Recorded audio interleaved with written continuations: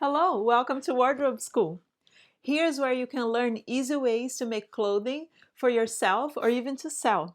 I'm Vanya, and today we're going to talk about vintage sewing machines. This is a second, is a two-part class, and this is the second part. Okay, in the first one, I talked about how to choose a sewing machine, where you go to find it, how do you decide which one you want, and everything. And now I'm gonna show you the ones I got. So I have three sewing machines now that I'm gonna show you. They are not all of the sewing machines I have. I have way more than that. But I thought this was like, those are the ones that I have a hand now and they're all working properly. And I thought this is a good example. Also, I want to, one thing I forgot about to talk about in the last video is where you can find them, right? And I mean, you can find sewing machines mostly everywhere, but usually you can find on Facebook Marketplace, Craigslist, use the stuff place like Mercari or forgot another one, online like that. But also on Etsy, eBay. eBay and Etsy are great because you can return if you don't like it or if it's broken or something. And on Etsy, usually the machines are working properly because stuff at Etsy is usually like nicer, but then you're gonna pay a little more. So it's really up to you and how is your budget, okay? But that's something that I forgot to mention in the last video, and then this time. So yeah, so then what's the story here? Each one of these have like a different story. This one is the most expensive one, and this is the cheapest one I got, but then this one is I got it for cheap, but then I fell in love with it and I kept buying pieces and trying to make it work. I took to the mechanic and everything. So let's start it. This is just a Singer. This machine is amazing. The reason why I like it is because I have another one that's similar and I just like the style. I'm not crazy about the brown parts, but the other one I have is white and black, and it's very nice. I like the design. The good thing about this machine is, first off, it's made in Brazil, which is kind of rare. Never seen like Singer made in Brazil as much, but this one is made in Brazil. It's a vintage made in Brazil Singer, so I must keep it, right? I'm from Brazil, if you don't know. Um, and so it's sturdy. It's a heavy machine. It can handle most fabrics, and it has metal parts like I mentioned in the last class, and it's just very reliable. There's nothing special about it, but it's cool. It's definitely like if you have a machine like that, it will work forever, almost. I mean, I don't know, I haven't lived forever to tell, but I know that this will help and it can do everything. And so let's talk about the what does, right? It has, oops, it does have the buttonhole. So a few things that I always consider is, does it have the buttonhole maker? Not all the machines have. Some machines have the they call the four-step buttonhole, I think. I'm used to my new machine that I use for a long time. That's the Brother, and it has the buttonhole maker, and it just you push a button and it makes it. Okay. This one I bought at the thrift store, so I don't really have that. It didn't come with its accessories, so I would need to go and find accessories, which I haven't done yet. But I'm pretty sure it has a system to do the buttonhole because I can see here it has the buttonhole um, settings for it. So that means it will make buttonholes. Okay, so that's one thing I always look for because I make a lot of clothing and I like to have buttons, and I don't like making by hand, but it's possible. Okay, and we'll have a class on making buttons too. Okay, making buttonholes. The other thing it has is, so it's simple. I like simple machines. This, for instance, has just straight and zigzag stitches.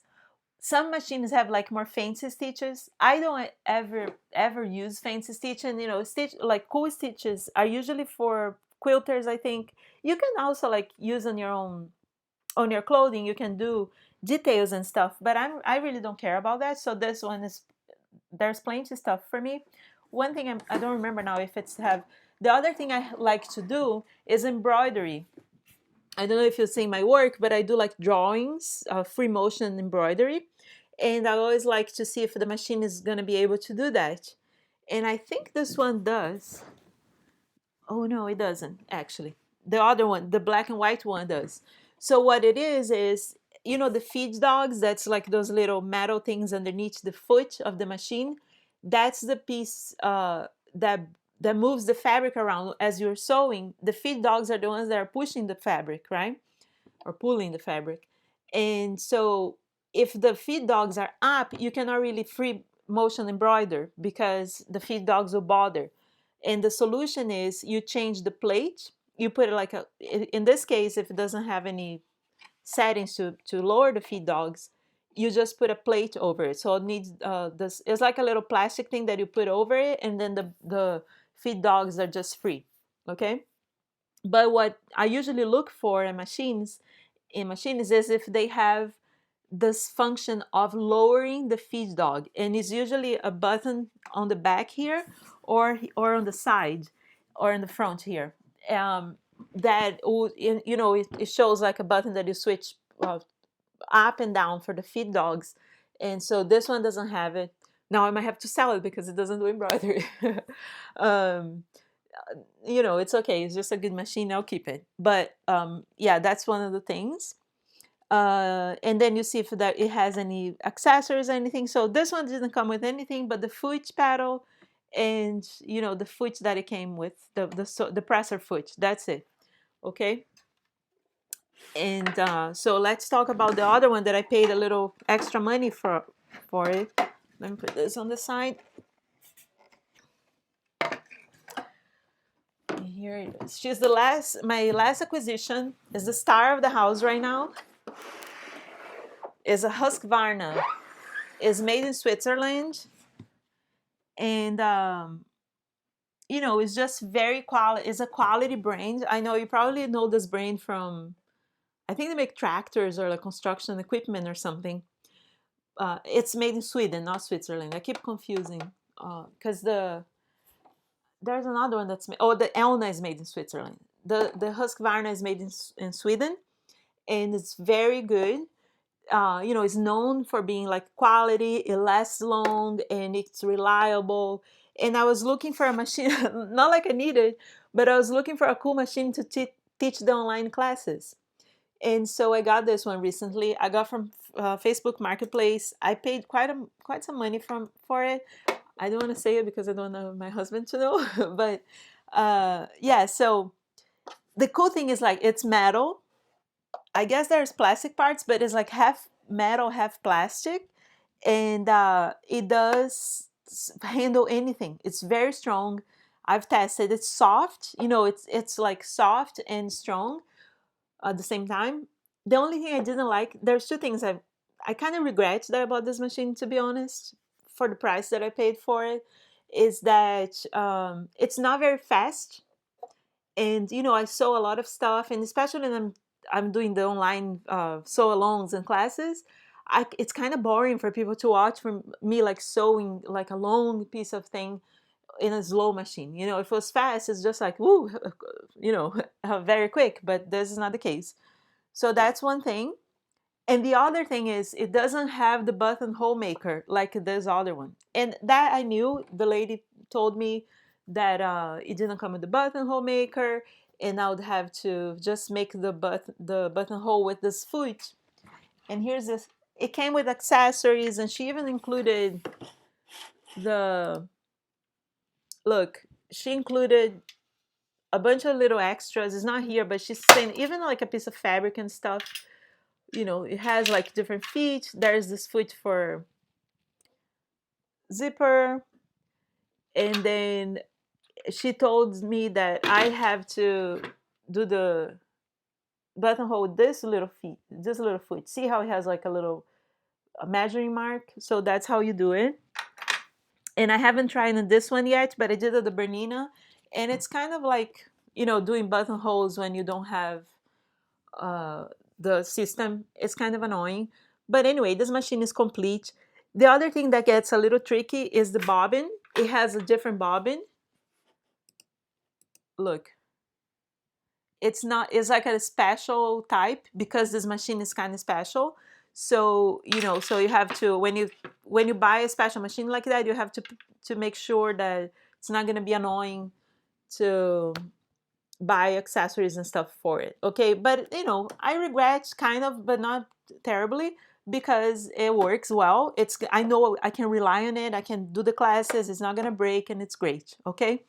And so, and here I can show, and it came with this extra table. I guess it's called the quilting table, just like an extension.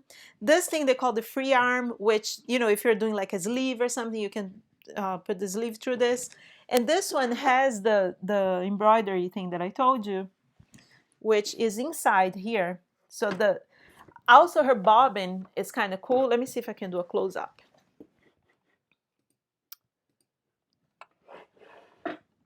You can't really see it, right? But you see this little black and white thing right there? That's how you lower and raise the feed dog right here. So then there's a button you push, I guess, and you try. I haven't tested yet, but I know with this one I'm gonna be able to embroider, and that's exciting. Okay, so it's kind of a complete machine. It's not like it doesn't do the buttonholes. It does. It's just not as fast as my new brother that I've had for a while, and I'm used to it. Okay. All right, so let's move on to, and at the end of the video, I'm gonna give you a couple tips on how to make the machine work for you well, you know, without suffering, without like being mad. Look, this is one of my favorite. I just love the design. I love her color, and I think it's gorgeous. And where is it made? I think this is made in USA actually. No, it's made in Canada. So, you know, it's an older machine. It works very well. Very well. I did take to the mechanic because it wasn't. So here's the story of this machine. That's cool. I found it at the thrift store, and it had the tag from the mechanic from 1992 that someone, I guess, abandoned it, his shop, and then he donated to the thrift store. But because this is all small town stuff, I took the machine back to him. I was like, "Hey, it's not the tension is not working. Can you fix the tension for me?" And then he fixed it, and I took the label for him. It was kind of funny. The same guy, you know, like 30 years later, right? 20, I don't know how many. But anyway, so this is a great machine. It's heavy. It's very heavy. It's all metal. It's mostly metal, and I think it does lower the feed dog. It didn't come with accessories. I just have bobbins. But the good thing is, even though it's a white brand, which is known for being like good and quality, and it's kind of specialized, but it's not hard to find accessories because it uses like the regular bobbins, and then, you know, the foot you can exchange with the other ones, and it's great. So it's not special. There's something you want to think about it. I got that Bernina one. I can't really show you right now, but the semi-industrial. And oh, it's amazing, but it's so picky. You know, the thread, this and that. So you always have to think about those things. I think this one has the embroidery thing as well. Yeah, it does have the, you can lower the feed dog here and embroider. I actually tested embroidering with this one. I used it for a while. The only thing that's not perfect working is the, you know, the length of the stitch. It doesn't go very long. It's kind of like tight. So I don't really need like wide stitch, but you know, sometimes like a long stitch, but sometimes it's good to have. It does have the buttonhole making thing, but I don't have the foot for it, so I would have to hunt for this foot. Okay, so yeah, those are my three ones. I wish I had my black sewing machine here, the old Singer, because that one is very interesting. But I took it to New York. Next time I can show it to you. Okay, and now let me tell you a few tips on how. Let me tell you a few tips on how to keep your machine working. Okay, which those are things that I used to ignore a little, but lately, because I'm being this year especially, I'm studying and learning more. I realize that's very important, and the Bernina is also teaching me. So first off, you always have to keep the machine oiled, always. You know, make sure once a week, couple times, every 2 weeks or something. At least the oil, at least on the pole here of the foot, you know, or the foot is holding, you want to oil that thing always, because you want to have your machine oiled and working. It's like a car, right? You don't want to let your car run out of oil. Okay, so that's one thing.